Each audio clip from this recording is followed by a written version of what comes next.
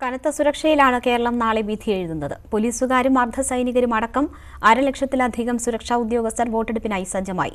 ഏറ്റവും അധികം പ്രശ്നബാധിത ബൂത്തുകൾ കണ്ണൂർ മണ്ഡലത്തിലാണ്. കൊട്ടിക്കലാശം സംഘർഷത്തിൽ കലാശിച്ചതിനാൽ മുൻപൊന്നുമില്ലാത്ത ജാഗ്രതയിലാണ് വിധിയെഴുത്തിന് കേരളം തയ്യാറെടുക്കുന്നത്. 58,138 ഉദ്യോഗസ്ഥരെ വിവിധയിടങ്ങളിലായി വിന്യസിച്ചു. 240 ഡിവൈഎസ്പിമാർക്കാണ് സുരക്ഷാ ചുമതല വീതിച്ച് നൽകിയത്. കർണാടകവും തമിഴ്നാടും അടക്കം അയൽ സംസ്ഥാനങ്ങളിൽ നിന്ന് പോലീസുകാർ സുരക്ഷയ്ക്കായെത്തി. സംസ്ഥാനത്ത് ഏറ്റവും അധികം പ്രശ്നബാധിത ബൂത്തുകളുള്ളത് കണ്ണൂരിലാണ്. ഇവിടെ സേന റൂട്ട് മാർച്ച് നടത്തി. കണ്ണൂരിൽ ആകെയുള്ള 1,857 പോളിംഗ് സ്റ്റേഷനുകളിൽ 1,454 എണ്ണം പ്രശ്നബാധിത ബൂത്തുകളാണ്. ഇതിൽ തന്നെ 375 അതീവ ജാഗ്രതയുണ്ട്.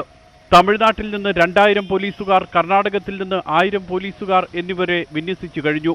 പ്രശ്നബാധിതയുള്ള മേഖലകളിൽ ഡെപ്യൂട്ടി തഹസിൽദാരുടെ റാങ്കിലുള്ള ഉദ്യോഗസ്ഥന്റെ നേതൃത്വത്തിലാണ് മേൽനോട്ടം. വീഡിയോ പകർത്താനുള്ള സംവിധാനവും ഏർപ്പെടുത്തിയിട്ടുണ്ട്. വോട്ടർമാർക്ക് നിർഭയമായി സമ്മതിദാനാവകാശം രേഖപ്പെടുത്താൻ കനത്ത സുരക്ഷയാണ് കണ്ണൂരിലെങ്ങും ഒരുക്കിയിരിക്കുന്നത്.